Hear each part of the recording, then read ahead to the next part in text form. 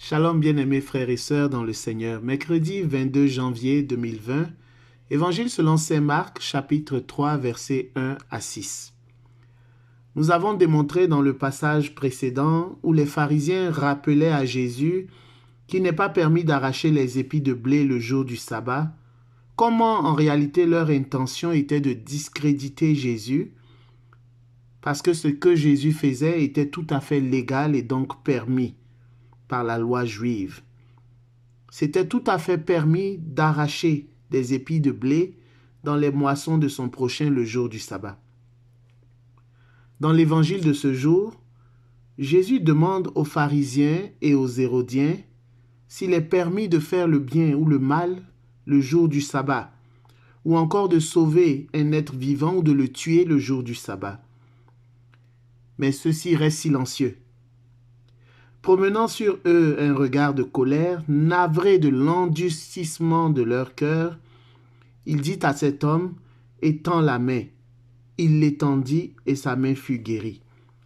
Jésus montre une fois de plus que faire du bien par compassion ou par nécessité ne constitue en rien une violation du sabbat. Le but de la loi est la préservation de la vie et non sa destruction. Le premier livre des Maccabées, au chapitre 2, verset 41, nous apprend que les Juifs ont suspendu temporairement le respect du sabbat pour permettre au peuple de se défendre en temps de guerre. Cela dans un souci, bien entendu, de préservation de la vie. Alors, on peut établir très bien un lien entre le livre des Maccabées et l'évangile de ce jour. Si Israël a pu dispenser temporairement d'observer le sabbat, alors Jésus peut certainement guérir la main d'un homme le jour du sabbat. Jésus est navré de l'endurcissement de leur cœur, des cœurs des pharisiens et des hérodiens. Il s'agit là de deux groupes politico-religieux dans la Palestine du Nouveau Testament.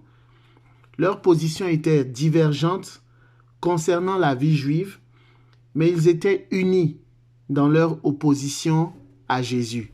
D'ailleurs, le catéchisme de l'Église catholique nous apprend en son paragraphe 574, je cite, « Dès les débuts du ministère de Jésus, des pharisiens et des partisans d'Hérode, avec des prêtres et des scribes, se sont mis d'accord pour le perdre. Par certains de ses actes, tels que expulsion de démons, pardon des péchés, guérison le jour du sabbat, interprétation originale des préceptes de pureté de la loi, familiarité avec les publicains et les pécheurs publics, Jésus a semblé à certains mal intentionnés, suspects. Il a semblé suspect de possession. On l'accuse de blasphème et de faux prophétisme, crime religieux que la loi châtiait par la peine de mort sous forme de lapidation. L'endurcissement du cœur est une prison qui empêche de recevoir l'amour, la compassion de Dieu. Il est un frein à l'infusion de la vie de Dieu en nous. Cet endurcissement paralyse. En réalité, la vraie maladie ici, ce n'est pas la main paralysée ou la main sèche, physiquement parlant, du malade. La vraie maladie ici, c'est la paralysie intérieure, la paralysie du cœur, des cœurs des pharisiens et des hérodiens, leurs cœurs qui sont endurcis à cause du légalisme dans lequel ils sont tombés.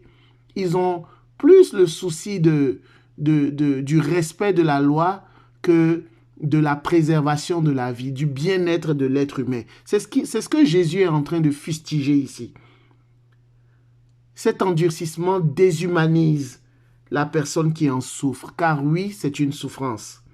Combien de relations détruites, de séparations, de divorces, de froideur dans les relations, de guerre même, due à l'endurcissement de nos cœurs.